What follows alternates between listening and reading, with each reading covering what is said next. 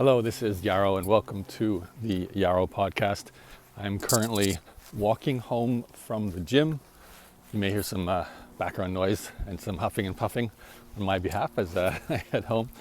I wanted to give you an insight into an episode that I've just finished producing for my Corp podcast. If you want to check the Corp podcast out, it's corrp.com.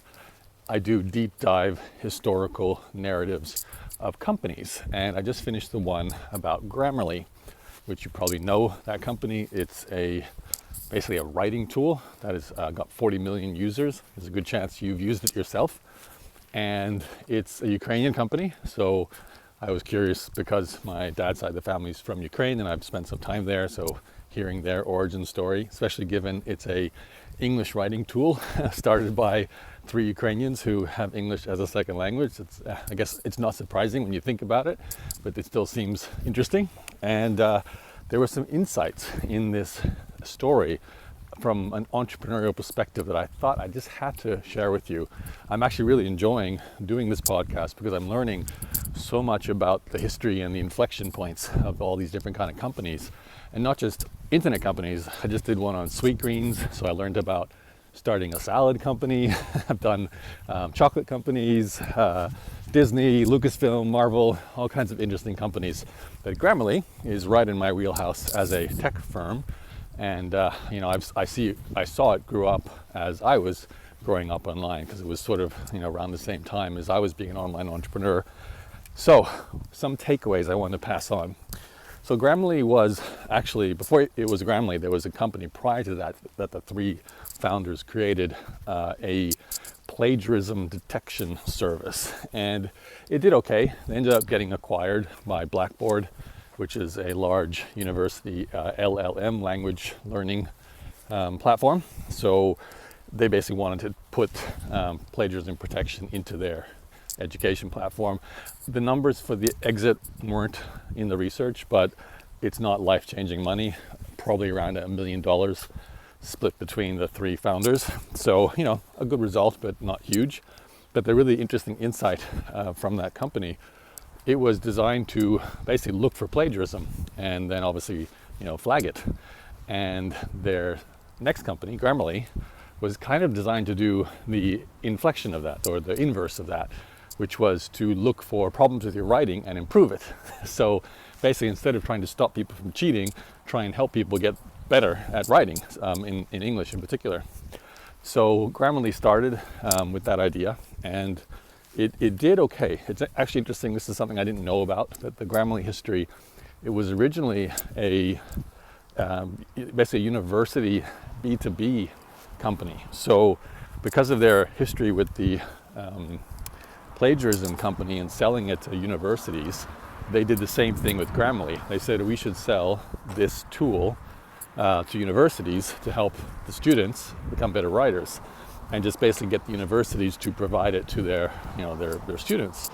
And it kind of worked. Like, it worked to the point where they reached like $10 million in annual revenue, which is obviously a success, but far from the $13 billion 40 million user company that it is today. So it stayed like that for, I think it was a good 7 or 8 years, just focusing on this sort of enterprise B2B sales business model going straight to universities. And then, this is where the interesting change happened. They had a new CEO come in, and they made a decision to go after the general consumer market. So, not just university students, basically anyone writing anything. So whether you're writing emails or any kind of mobile chat-based communications, any place you type, they could then get Grammarly into. And in order to make that happen, they had to release a Chrome browser extension, which I'm sure you're aware of, because that's probably the way you have also first discovered Grammarly, was to install the Grammarly Chrome extension. And then you have basically anything you interact with on your browser would have the ability to have that kind of English improvement tool, not just a spell checker, not just a grammar checker, but an actual writing improvement tool.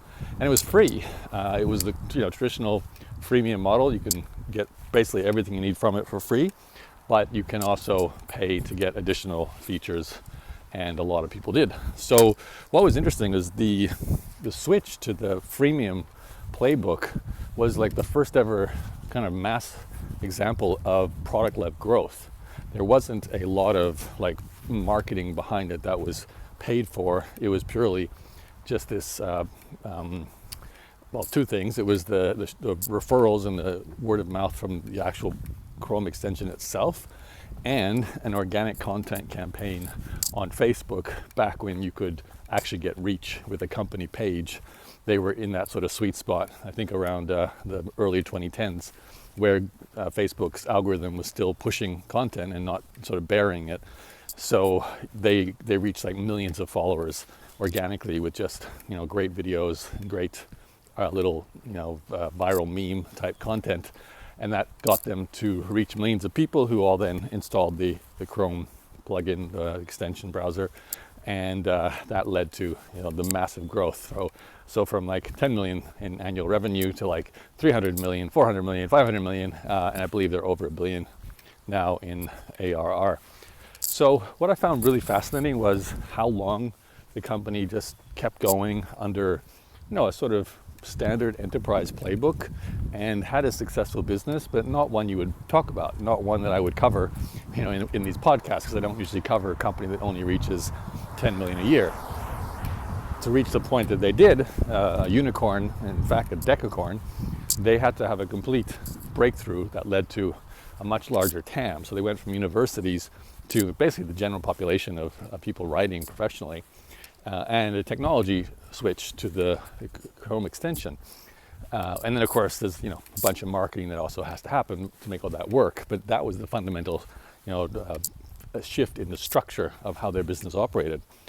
From there they continued to grow. Basically Facebook stopped working and they started to really ramp up all the traditional channels that we all know about today, you know, YouTube marketing campaigns, Pinterest, you know, all the things you would expect the people experiment with, and you know, spend a lot of money on ads basically. But their breakthrough was that shift to the freemium product-led growth model.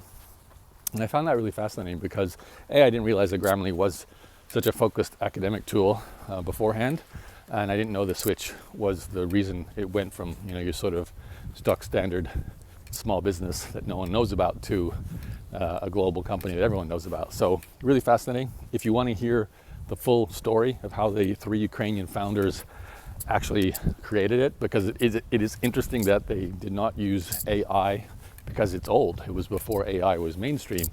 So when it was initially built, it was a different type of, basically a language model, but not a large language model, that they created to help, you know, basically have a tool that can spot writing that can be improved. Now, of course, AI can do that, and there is quite a bit of discussion towards the end of the episode about how large language models and, you know, OpenAI, ChatGPT has the potential to disrupt what Grammarly does, and they're also becoming quite an AI-focused company too. But the whole story arc is very compelling, and I certainly recommend it if you're building any kind of app. I found even just the unusual switch from enterprise to consumer, usually it's the other way around. So all the stories in there are fascinating. The Ukrainian origin story, the fact that the 3 founders did not stay on as the CEO. They actually brought in a CEO, I say relatively early, Brad Hoover, who stayed on for 12 years as the CEO. So lots of really interesting stuff if you're a fan of technology histories.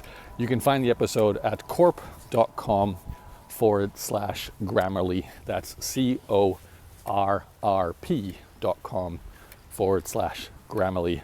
And there's a bunch of other episodes there featuring my voice. And you can check out my new show at the same time. I hope you subscribe, share it with anyone you think would benefit from it. And I'm going to leave it there. Thanks for joining me on this walk home. It's a bit of a huff and puff, walking and talking, but I hope you got something from it. And I definitely recommend you listen to the Grammarly episode. I found it fascinating, and I'm sure you will too. Thanks for listening. Bye-bye.